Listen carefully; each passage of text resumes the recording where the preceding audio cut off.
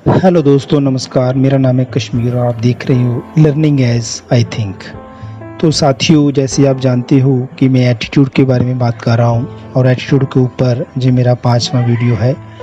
तो आपकी नज़र मैंने जितने भी वीडियो किए हैं अभी तक, आई होप कि आपने सभी देखे होंगे। अगर नहीं देखे तो पिछली मेरी प्लेलिस्ट है एटीट्यूड के ऊपर, आप जाकर देख सकते हैं।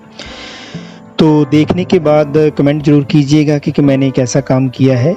आपके रिस्पांस की मैं वेट करता रहता हूँ। तो चलिए, आज का जो वीडियो है ये और भी मज़ेदार होने वाला है, जिसमें बताया गया है कि एटीट्यूड की मेजरमेंट कैसे की जाती है, कौन कौन से टेस्ट हैं जो करके हमें ये पता लग सकता है कि किसी भी बच्चे का एटीट्यूड कैसा है, या किसी भी पर्सन का, चाहे वो मैच्योर हो, चाहे वो बच्चा हो, किसी भी एज में हो। अबव 10 ईयर होना चाहिए, क्योंकि 10 ईयर से एटीट्यूड हमारे पकने लगते हैं, हमारे जो रॉ एटीट्यूड होते हैं उनमें कन्वर्जन होने लगता है और एक स्पेशल एटीट्यूड फॉर्म होने लगता है। तो चलिए दोस्तों, शुरू करते हैं कि मेजरमेंट ऑफ एटीट्यूड कैसे की जाती है। तो सबसे पहले जो मैं बात करने वाला हूँ वो डायरेक्ट मेथड्स हैं, कुछ ऐसे जिससे हम जो पता कर सकते हैं कि हमारा एटीट्यूड कैसा है। तो ये जो मेजरमेंट एटीट्यूड की बहुत ही मज़ेदार है, आप ज़रूर देखिएगा, स्किप मत कीजिए। तो चलिए शुरू करते हैं।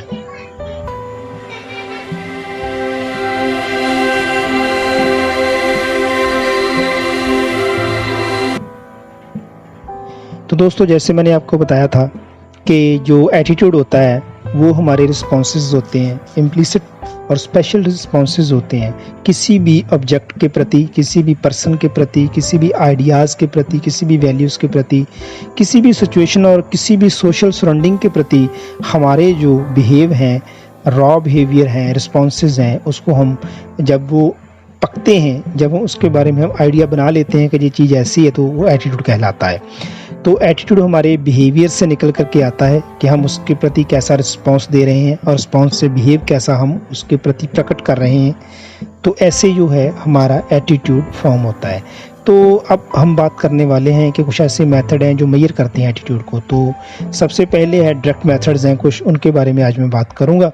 तो इसमें क्या है कि इन मेथड में क्या होता है कि एक पार्टिकुलर सब्जेक्ट जो है उसकी वर्बल रिपोर्ट बनाई जाती है, कुछ क्वेश्चन पूछ लिए जाते हैं, उनको रिटर्न भी किया जाता है, तो उनकी रिपोर्ट कलेक्ट कर ली जाती है और उनकी रिपोर्ट कलेक्ट करने के बाद एक एस्टीमेट लगाया जाता है कि जितने भी रिस्पॉन्सेस बच्चे ने पर्सन ने दिए हैं उन रिस्पॉन्सेस के बेसिस के ऊपर हम कंक्लूजन निकालते हैं, ऑल इन ऑल करते हैं कि इसका एटीट्यूड जो है, इसका जो रवैया है, इसका जो सोचने का ढंग है, किसी खास ऑब्जेक्ट और बात को लेकर के, किसी खास सब्जेक्ट को लेकर के वो ऐसा ही है।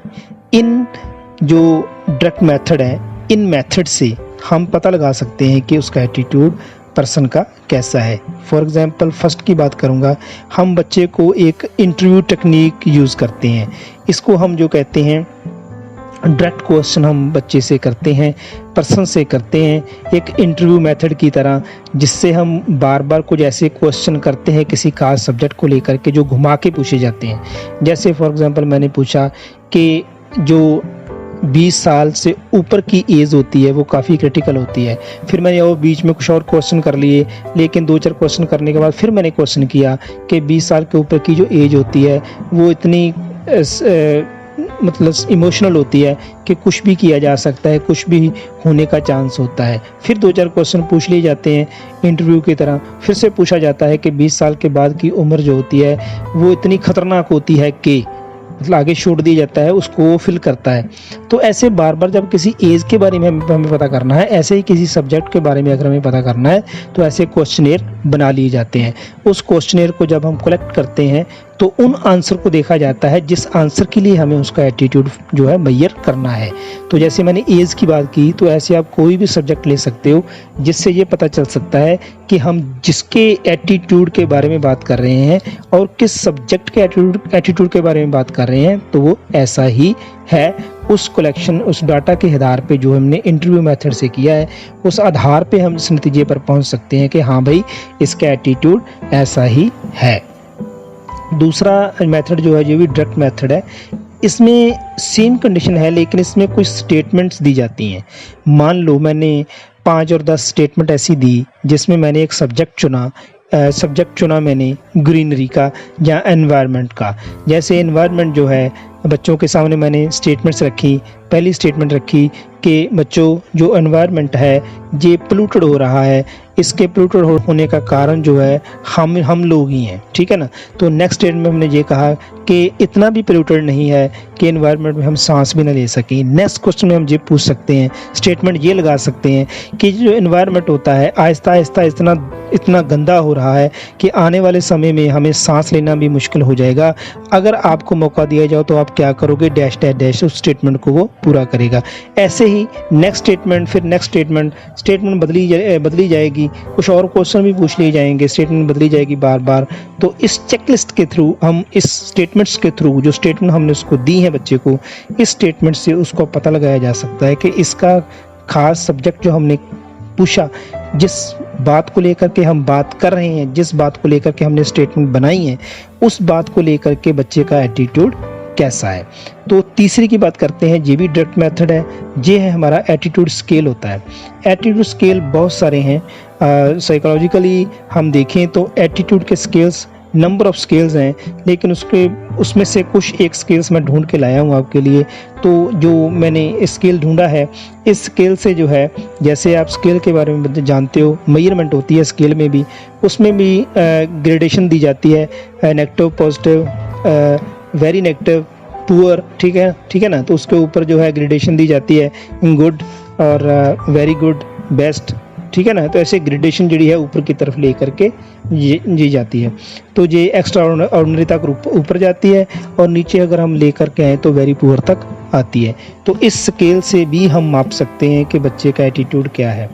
तो मान लो मैंने क्वेश्चन पूछना है किसी एक खास सब्जेक्ट के ऊपर, तो वैसे ही मैं कुछ फिलअप्स छोड़ूंगा जो बच्चे ने भरने हैं, वो पर्सन ने भरने हैं, जिसका एटीट्यूड हमने मेजर करना है। तो मान लो सपोज करो मैं एक बात करता हूँ, देश है स्विट्जरलैंड। मान लो बहुत सारे बच्चे स्विट्जरलैंड नहीं गए होंगे, उनके बारे में सुना होगा। तो मान लो अगर स्विट्जरलैंड के बारे में बात करें तो उसमें बहुत सारे क्वेश्चन जो है वो बन सकते हैं। जैसे मैं कह सकता हूँ कि आई बिलीव के जो स्विट्जरलैंड है वो दुनिया का सबसे खूबसूरत देश है, क्योंकि बिकॉज के आगे मैं छोड़ दूंगा और बच्चे उसको फिल करेंगे कि क्यों है ऐसा, ठीक है ना। दूसरी स्टेटमेंट में मैं ये कहूँगा कि जो पॉलिटिकल कंडीशन है स्विट्जरलैंड की, वो सभी लोगों को अलाउ नहीं करती कि वहाँ पर जाके बस जाएं, क्योंकि बिकॉज, ठीक है ना। तो बिकॉज आपका रिएक्शन क्या होगा वहाँ पर, आप फिल करोगे। तो यह ऐसा स्केल है। उसके आगे मान लो तीसरा जो स्टेटमेंट बनाऊंगा, तीसरी जो आइटम मैं डालूंगा वो ये डालूंगा कि बच्चों स्विट्जरलैंड देश में नहीं जाना चाहिए। हमारे देश में कुछ ऐसे बहुत सारे सुंदर दृश्य हमारे ऐसी स्टेट्स में हैं जो देखने को मिलते हैं। बहुत सारी ग्रीनरी है हमारे देश में, बहुत सारे ऐसे हिल स्टेशन हैं जो स्विट्जरलैंड को भी मात करते हैं। बिकॉज के आगे फिर बच्चा जो है अपनी स्टेटमेंट लिखेगा कि हाँ भाई ये ठीक है या गलत है। तो इसके आधार पे हम ये पता कर सकते हैं कि बच्चे का जो है एनवायरनमेंट के प्रति, बच्चे का जो है ग्रीनरी को लेकर के, बच्चे का जो है हिल स्टेशंस को लेकर के, बच्चे का एटीट्यूड जो है किसी देश को लेकर के कैसा है। तो इसके आधार पे हम ये निष्कर्ष निकाल सकते हैं कि बच्चे का एटीट्यूड कैसा फॉर्म हुआ है, नेगेटिव फॉर्म हुआ है या पॉजिटिव फॉर्म हुआ है। तो इसके आधार पे हम ये निष्कर्ष निकाल सकते हैं जी। तो ये कुछ स्केल्स हैं। तो ये थे दोस्तों कुछ मेथड जो मैंने आपको डायरेक्ट मेथड बताए कि कैसे जो है एटीट्यूड स्केल है, कैसे जो है चेक लिस्ट बनाई जाती है, और कैसे जो है क्वेश्चनियर मेथड जैसे मैंने आपको इंटरव्यू मेथड बताया, उसके थ्रू भी हम बच्चे की एटीट्यूड की जो फॉर्मेशन कैसे हुई है उसकी मेजरमेंट कर सकते हैं। तो ये हैं कुछ डायरेक्ट मेथड्स। तो नेक्स्ट वीडियो में मैं बात करूंगा आपसे कि कुछ जो हैं वो और भी स्केल्स होते हैं, कुछ और भी एटीट्यूड के जो मेजरमेंट हैं वो ढंग हैं, और भी कई एटीट्यूड को मेजर करने के ढंग हैं कुछ और भी, वो भी बात करूंगा। तो इस वीडियो में यहाँ तक ही मैं समाप्त करता हूँ। नेक्स्ट वीडियो में आपसे फिर मुलाकात होगी। जाते जाते फिर से रिक्वेस्ट करूँगा, अगर आप नए हैं चैनल पर तो प्लीज़ सब्सक्राइब कर लीजिएगा। मेरी सभी वीडियोस देखने वाली हैं, एजुकेशनल वीडियो हैं, बहुत ही सॉफ्ट वीडियो मैंने बनाई है, आसान भाषा में बनाई है, सीधी सीधी बात मैंने की है, कोई घुमा फिरा के बात नहीं की है, कोई टेक्निकली बात नहीं की है। आप वो वीडियो देख सकते हैं। तो नेक्स्ट वीडियो में फिर मिलते हैं जी। तब तक के लिए आपका बहुत बहुत धन्यवाद। Thank you very much.